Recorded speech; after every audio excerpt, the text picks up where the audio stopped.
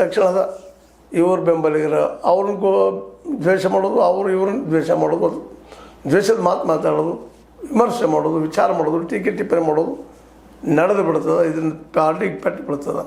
ಇದು ಗೊತ್ತಿರುವಂತಹ ಹೈಕಮಾಂಡ್ ಇದನ್ನು ಮೋಸ್ಟ್ಲಿ ಬೆಳೆಸಲಿಕ್ಕಿಲ್ಲ ಅಂಥೇಳಿ ಅನ್ನಿಸ್ತಾ ಇದೆ.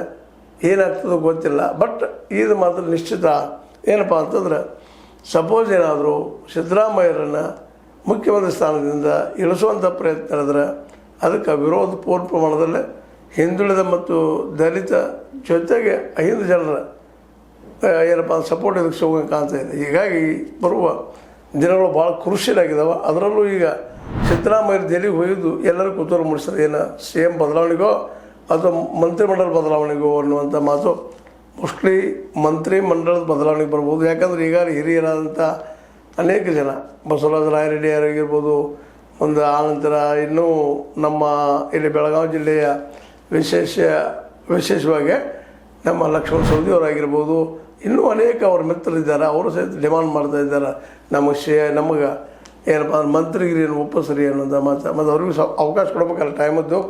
ಮತ್ತಿಷ್ಟು ಟೈಮ್ ಕೊಟ್ಟು ಅವ್ರು ಮಾಡಿ ತೋರ್ಸೋಕ್ಕೆ ಸಾಧ್ಯ. ಅಂಥ ಕೆಲವೊಂದು ಜನರನ್ನ ಬದಲಾವಣೆ ಮಾಡುವಂಥ ಕೆಲಸಗಳಿದ್ದಾವೆ.